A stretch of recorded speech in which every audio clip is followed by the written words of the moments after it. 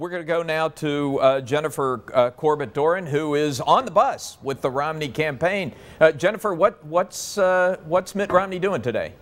Well, what he's doing, actually, it was interesting. He just wrapped up he went to his Michigan campaign headquarters to meet and greet his volunteers, but he also held a media availability with reporters for the first time in about 20 days. And I think what's interesting is that, I mean, he just flat out acknowledged that the race here is too close to call. Wow. Yesterday, he was actually sounding somewhat confident on the campaign trail that he would pull it out, but this morning he said it's too close to call. He said it's going to come down to Senator Santorum's efforts to try to get Democratic voters to cross over in the primary.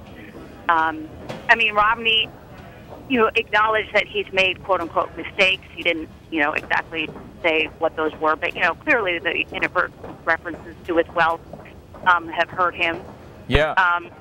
What's your theory on why he does that? I was just talking about that with Joe White. I mean, this is a very disciplined candidate. He's known for several weeks that the big issue he had to deal with was this question about his ability to relate to the ordinary working man and woman. And yet he talks about his wife having 2 Cadillacs, and he talks about being friends with NASCAR owners but not watching NASCAR. What is driving him to do this? Did people ask him about that?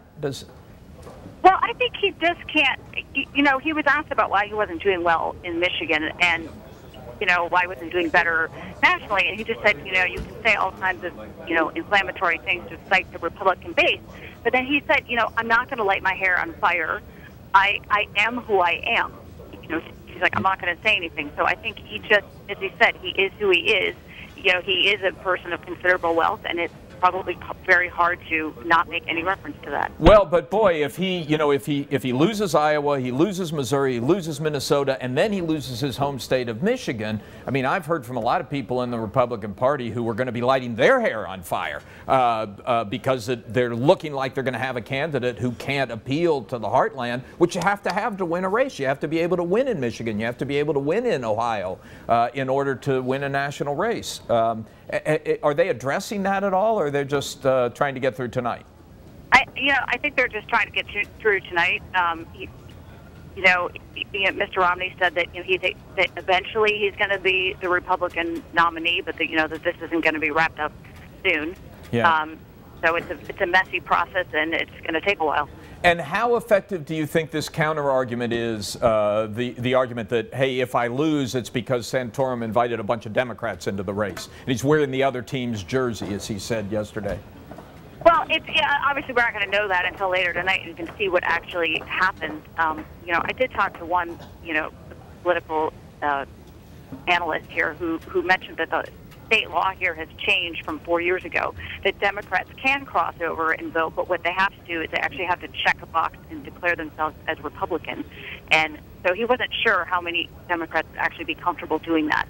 And apparently 4 years ago it was open and you didn't have to declare yourself anything. Interesting. And is there any sign that anyone other than the Santorum campaign is ginning up this kind of activity? Are the unions trying to have any kind of an organized effort to get people out to vote for Santorum? I have not heard that from the unions. It could be happening. I've been stuck in the Romney bus bubble for 3 days. It's actually kind of hard to see what's going on outside of that little world. Yeah. And the other thing, and I wonder how Romney responded to this, as Joe pointed out, there are 2 reasons why Democrats in Michigan might do this. One is because they actually agree with a lot of what Rick Santorum says, particularly on some of the social issues. The other is a more cynical effort to try and vote for the guy who they think can most easily be beaten by Obama. Is Romney saying which of those he thinks is going on? Yeah, I mean, Romney's feeling like people, that there's an effort to support Santorum, and that Santorum can't beat, that Santorum can't beat Obama. That there's, Yeah. Well, Jennifer, enjoy your bus ride. Where are you heading now? Well, actually, we're heading back to the Romney, the campaign hotel, and then, they're having what they hope is a victory party tonight later. Well, it's going to be a big night, a very tense night. Interesting that they are less confident today than they were yesterday. They're probably looking at some tracking polls. I think there's probably some evidence behind that. So it's going to be a a very interesting one to watch tonight. Hope you'll be with us tonight on Campaign Journal during voting hours. I think we're going to start at 8 p.m. Right. Okay, good. We'll see you then. Thank you. Jennifer, thanks very much.